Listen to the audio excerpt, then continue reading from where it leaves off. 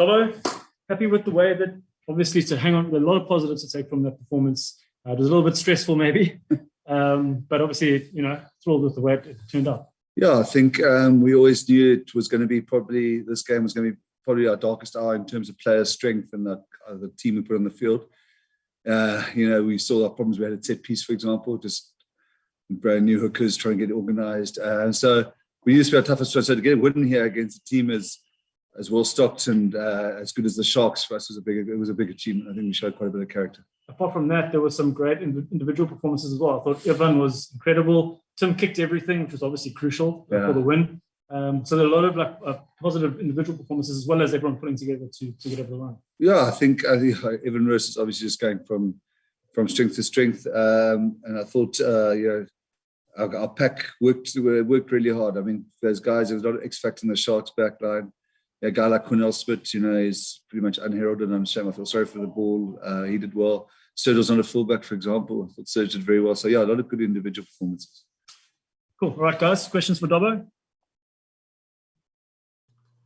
Dobbo, congrats. The selection at the end of the day of the 9 and 10, Paul and Tim made a big difference, didn't they? Yeah, I think they both were excellent. I mean, I felt sorry for Abner and Gordon not getting on the field. But I think 9 and 10 was one of the areas where we we did reasonably well. I was really happy with both their performances. Obviously, the game got tighter and tighter, and Tim's goal kicking, we had to keep him going, and I think he did very well. I think we possibly made a mistake, Stephen, a couple of times. I thought the second half after they scored, we were really good. We butchered 2 or 3, or at least 3 times into. I think we had 4 entries in there, 22, and maybe Tim pulled it out the back a bit quickly when we should have kicked going direct. But no, he played well. Jason, what a run by Evan Ruth, eh? I mean, you must just feel what a brilliant piece of business for Province to get Evan on loan and then sign him, and he's just that was one of the better pieces of business. And when he came down, he sort of did well off training, did well off the bench, and he started thinking, well, the guy's just desperate. He can't maintain his intensity, because that's the thing. I mean, we know he's got speed, we know he's got skill, we know he's strong. But his intensity is just incredible. Everything's a battle that he has to win, and I think this is going to be a very, very special rugby player. Dobbo, in terms of the set phases, I suppose it's fair to say that the Sharks had the upper hand there. Is it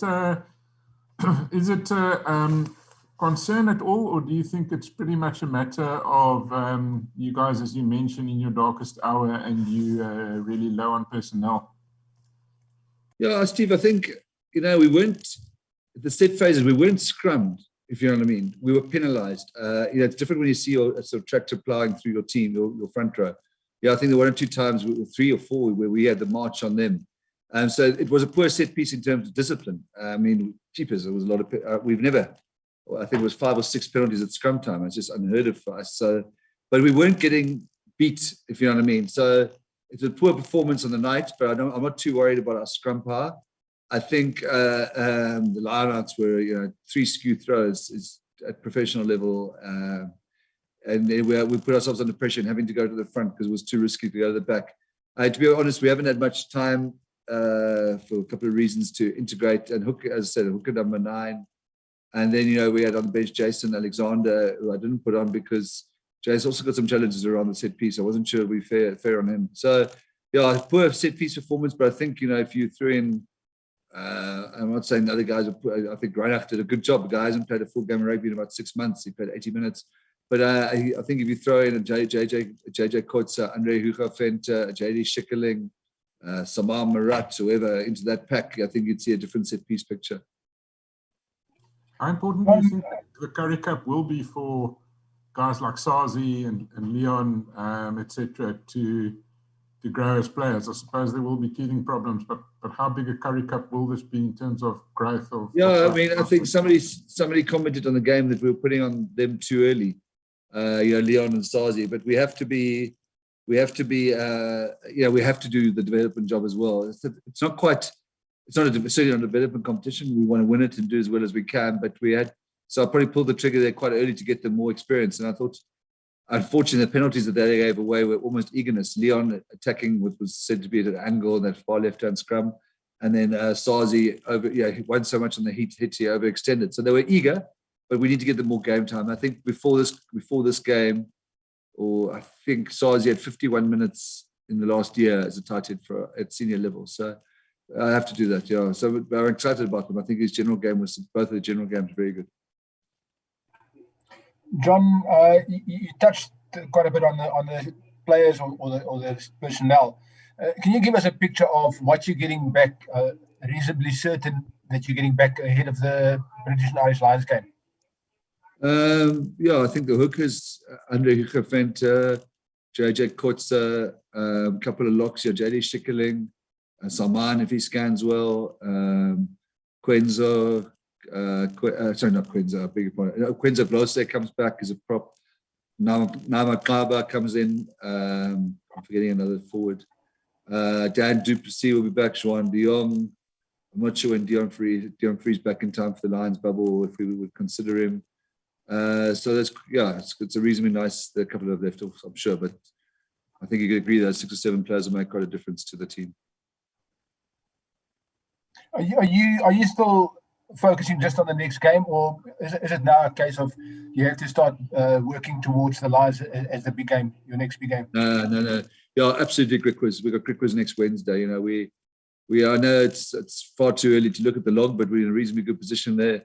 And if you got your Crick Quiz at home, is to go into a hiatus of the Lions thing, having lost or not done well against Crick Quiz at home would really put us under pressure. So no, it's all about Crick Quiz. The Lions, almost the players are going to lift themselves for it. It's a massive occasion, and I say look after itself. We just got to put out a performance there that makes the brand and the image of Western Province Stormers Rugby proud. But the non-negotiable business, the rent payer, is next Wednesday night against Crick Quiz, and that's what all our focus will be on. Deal with the Lions later. Dobbo, hi there. Congrats on the win. First win, Currie Cup win at Cape Town Stadium. Bit of a hollow feeling as it felt watching from the TV. How was that experience? Do you mind? Sorry, I didn't understand. A hollow feeling in terms of just a hollow feeling. Yeah, no, just getting that win in front of no one. No. Absolutely. Sorry, I was absolutely. It's we're getting sort of used to it now, but it's not nice. It's not nice. We want to play in front of the people. We understand the circumstances, but it doesn't. You're right. Even the first we lost there in our first Stormers game, didn't we, against the Sharks in that last second at Cape Town Stadium, and the first competitive game there. And it also feels weird because your fans will lift you. Your fans will be the ones whose disappointment you feel, they'll drive you on, and that sort of thing. So no, it doesn't really feel like the real thing at the moment, to be honest.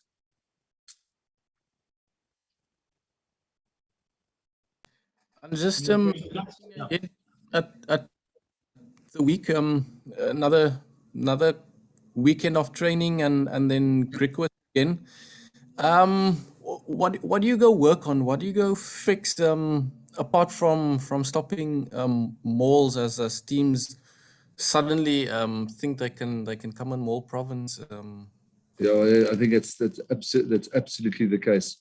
We worked hard on it this last week, to no result or to very limited result. So it's something we have to get better. What I think I liked about this team is that I thought tactically today we were outstanding in terms of winning a kicking game against a really good kicking team.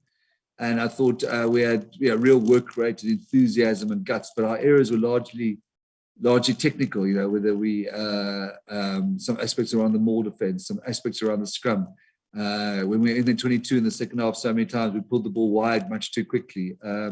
So I think that if you ask me what we're going to work on, absolutely more defense, pick and go stopping, like last week. We just didn't make the progress we needed to make, and that's where, if you think about it, that's where we're put under pressure. Other than us making a defensive error after kick for their long distance try, it was conceding penalty, more defense penalty, or pick and go try, and that was poor, and that's something we have to get right. Just probably first game in a while that you came out with no injuries as well. How does the injury bill look No, Chiva went early with a knee. I think it was, I don't know what time it was, but maybe 15, 20, not even 15, 20 minutes. He's going for a scan now. That's a big blow for us. He's something we're really excited about. I'm very disappointed. It looks like an MCL. I'm not sure what grade it is. If it's a grade 1, it's a couple of weeks. If it's a grade 2, maybe 6 to 8 weeks. But he's going off for a scan. Well, he better be quick. He's going for a scan. John, just on clarity on Chiva, is that an old injury being aggravated? Is it the new injury? Is the same? No, the other knee to the one that's been more injured than the past. It's a brand new injury. He just got buckled as he went in for a poach. Final questions, guys?